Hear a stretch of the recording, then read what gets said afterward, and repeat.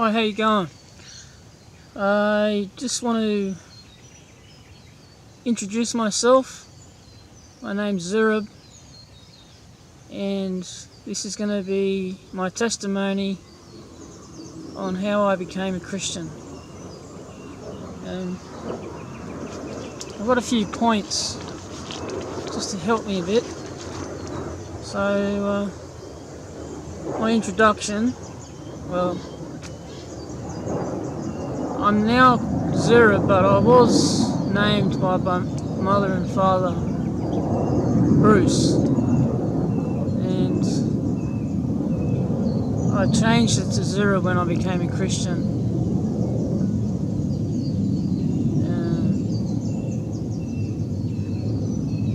Just a little bit before I came, it's hard to explain.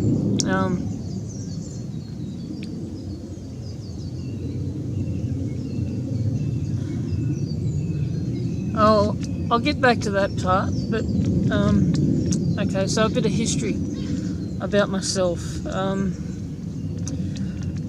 Okay, so I grew up in a family that wasn't reading the Bible, wasn't going to church, believed in evolution, the Big Bang cosmology. Just a mozzie buzzing around right in front of my face. It's so annoying. Little parasites. They don't deserve to live.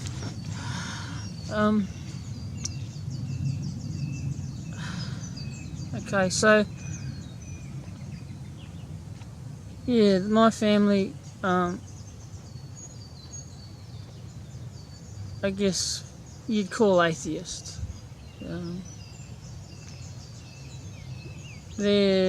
My grandparents would have called themselves Christians, but my mum and dad, my dad's been dead for 2 years, but mum's still alive. She would call herself an atheist. And my older brother and my older sister, they're still atheists.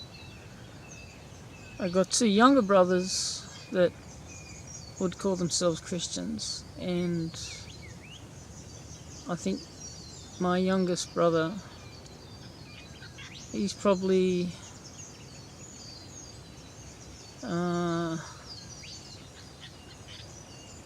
more of a believer in God than my other brother, who he's a bit of a hypocrite, I guess. He says one thing and then says another thing. He's double-minded, so it's hard for me to understand how that works. But so with the history,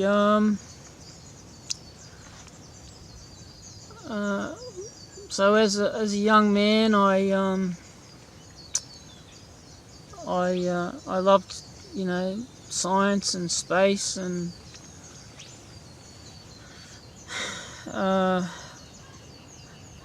learning. I loved learning. I just had a real thirst for knowledge.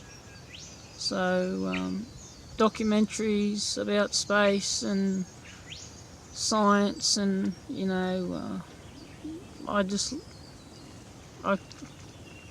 was interested in it more than anything. I don't watch sport. Never was interested in sport. I got involved in the debates with politics a bit because that's my family. That's their religion, politics, government. So that sort of rubbed off on me a little bit.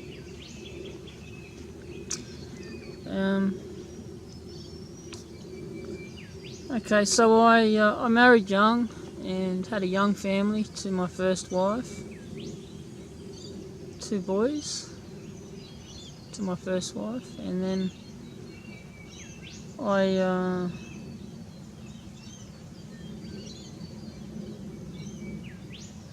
I guess I just got bored, and I had some things that I wanted to do, and my wife was happy with her life, so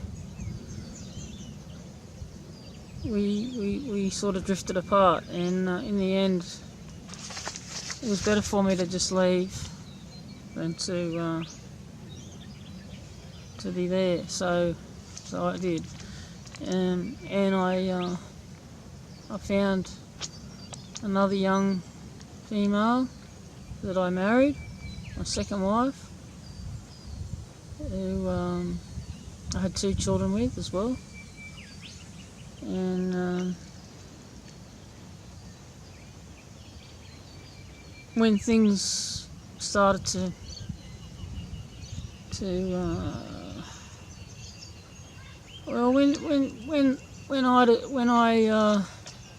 when I realised that I had to do something different, I couldn't keep going on with the way I was living. I was depressed, and something wasn't right. So I wanted to find out how to fix it. And I never did a test to see if you can hear me. I just thought of it then because there's a jet flying over me. Well, we'll keep going. This is probably another practice run. So yeah, when I was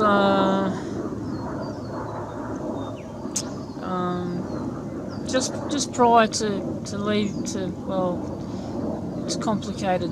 It's complicated with my second wife.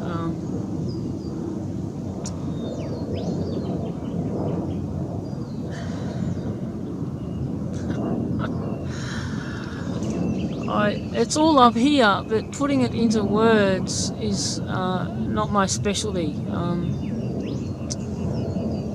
So with my second wife,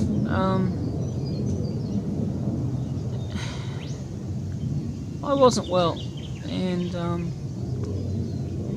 I needed a change. I needed a holiday. I needed time off. I'd basically worked myself into the ground, and the work that I was getting was just too hard. It was too hard to make a proper living out of it. For my lifestyle that I had. Just let me adjust this camera a little bit. It seems to be down a little bit. Tripod's a little bit hard to undo sometimes. Is that better? I don't know, maybe. Now it looks darker. Can't seem to win with this. I don't know. So a bit of my head's too much. Let's go this way a bit, maybe. No, that way. That'll do. And so where was I? Yeah. So I wanted to. So I decided to just stop doing what I was doing, and completely rethink everything. And in the process of doing that, we had to sell our house because I wasn't making the money to pay for it. And that's when we're still married, but that's when my second wife couldn't understand. And because she couldn't understand, it was a wedge in between us. So we went our separate ways as a result of all that, the change, and I thank God, because not before us separating, I'm going back to I was headed down a pathway of business and money, and God basically put a wall in front of me and said, "You're not going this way. You're not going to be wealthy." Because I was so close to making it big with contracts and business, and there was always a wall in the way. God didn't want me to go down there. He wanted me to find Him. So to get me to find God, I had to just go the other way, because I knew there was a reason that this was happening to me. Well, I didn't know at the time, but I know the reason was to find God, and thank God He did that to me, because I'd probably go to hell if I had have become wealthy. I don't think I would have found God. I don't think I would have stumbled upon what I know. And I mean, no one in my family or my circle of friends were helping me in that direction. And I was so busy making money and just trying to survive. I wasn't looking for God until I was forced to, sort of. It's like, okay, so let's talk about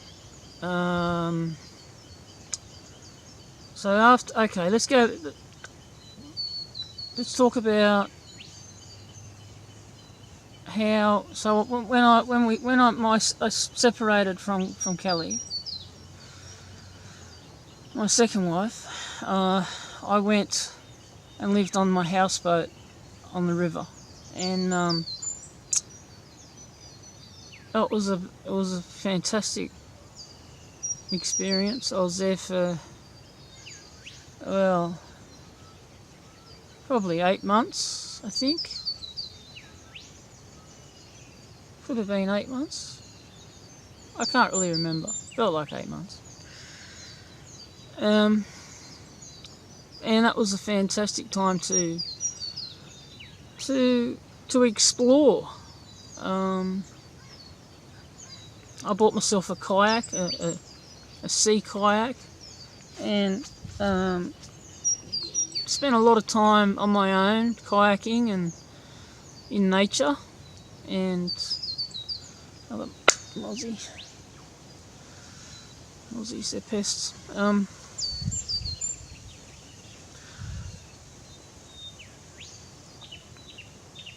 Anyway, during one of my kayak adventures, I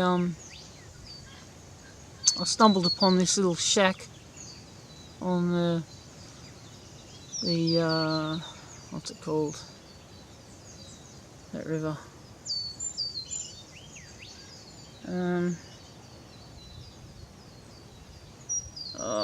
What's the place called? It's up here.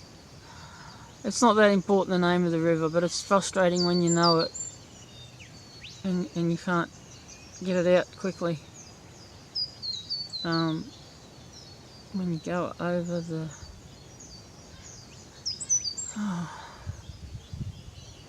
it'll come to me later. Okay, so I squatted in this little shack. It was only accessible by boat, so I had a great time there. I was probably there for 10 months, around about 10 months, and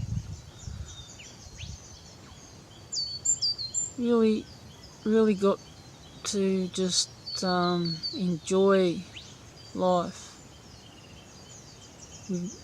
without worrying about having to go to work and pay the mortgage and just all the stress of modern living. So it got me into a frame of mind, a healthier frame of mind, and I mean, I was still working casually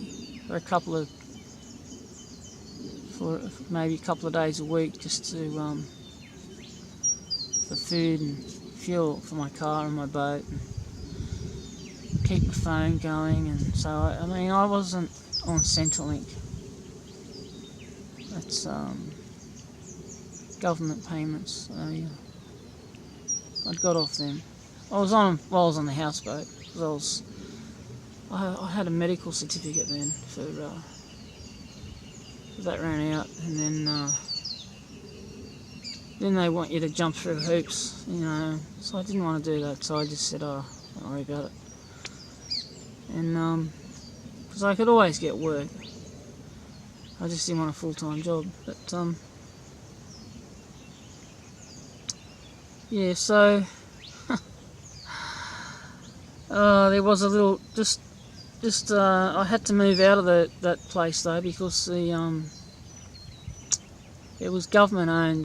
The Department of Roads had bought it when they built a new bridge and a freeway. I'm still trying to think of the name of that river. It's up here. Yeah, it's so frustrating. And I can't think of the name. I know it so well. Anyway, there's that much going on in my head sometimes, it's hard to get it out. So I had to move out, and by this stage, I mean, I was still very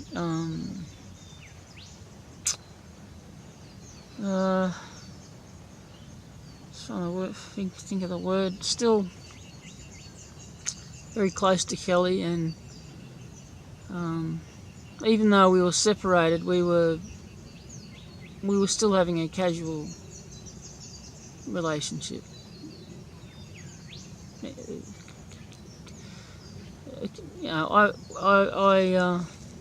I spent some time at Kelly's. I was there for a couple of weeks, and in her mind, she just wanted the old me back.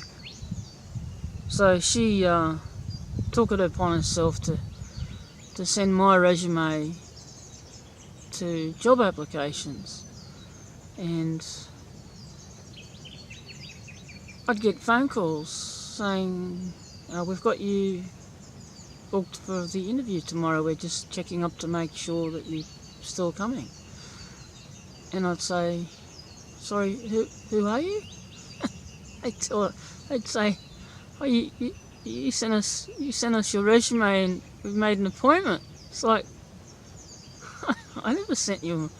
Anyway, Kelly sent resumes off for me in my stead, wanting me to get back into full-time work. She still didn't understand me, so that was upsetting to me, because everything that I'd been trying to explain to Kelly just went in one ear and out the other ear. She didn't understand anything that I was saying, or I may as well have been talking to the rock in the backyard.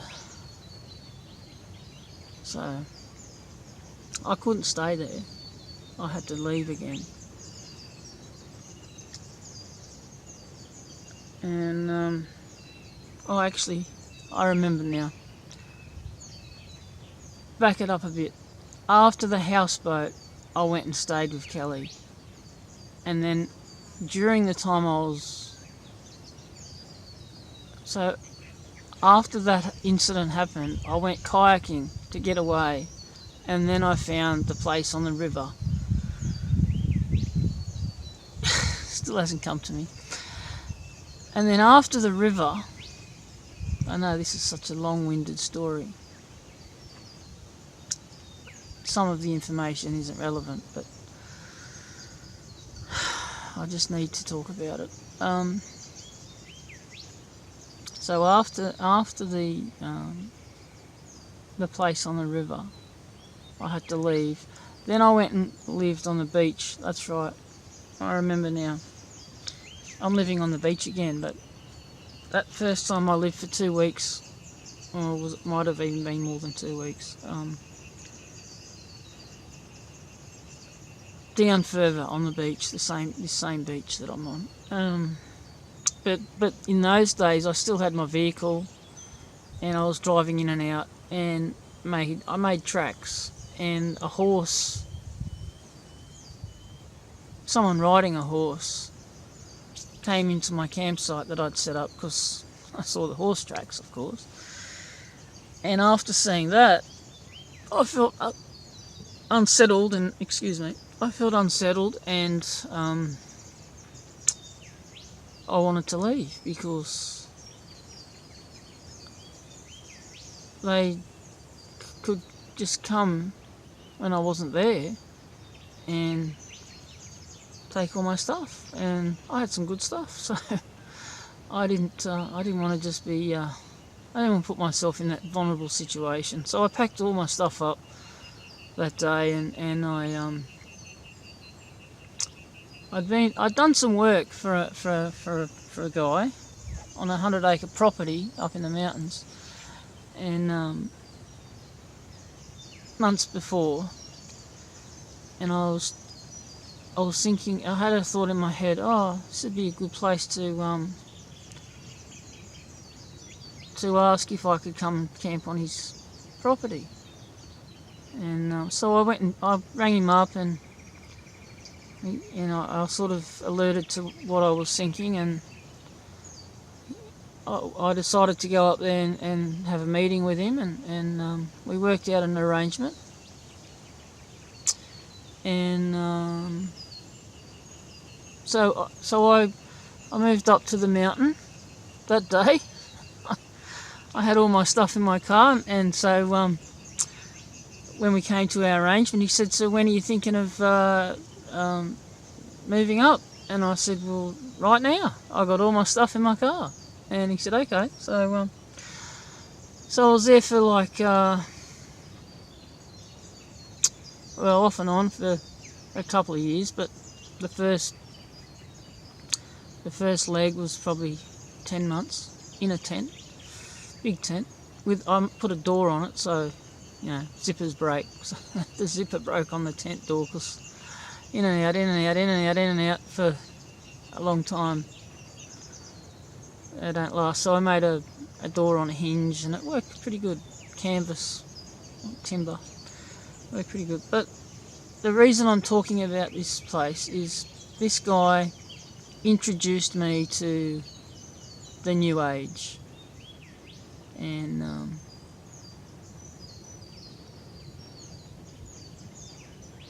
also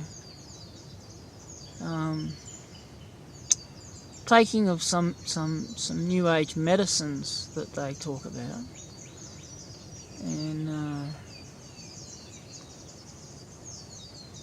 got me comfortable into trying them. And during the time that I was there, I'd met this other female. So by this stage,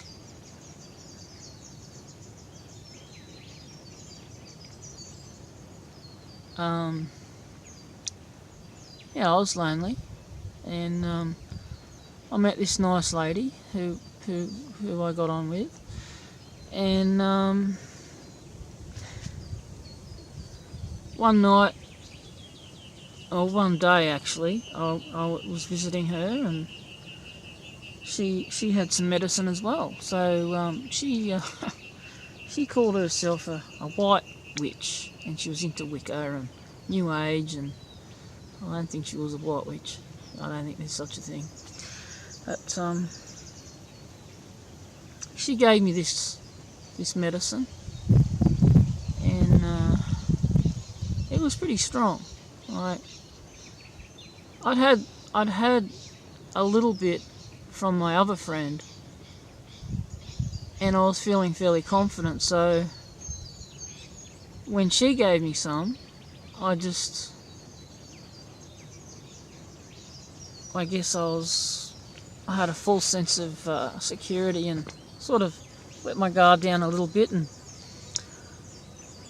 I had too much. And but I'm glad that I did, because I think that was when I was baptized by the Holy Spirit. I know it's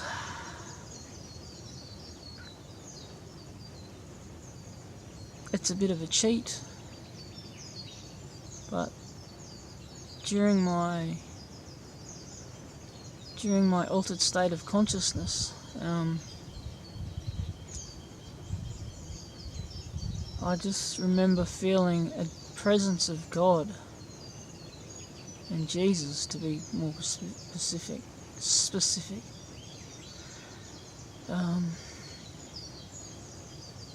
It's hard to explain exactly what happened, but I just remember, like, what I got out of it was Jesus told me the Bible was true. And at first, I went through a lot of emotions. There was so many different emotions in that. Probably was about 4 or 5 hours of altered state of consciousness with this strong medicine that I had. And so you want to know what the medicine was? Well, it was a marijuana cookie made from strong marijuana, and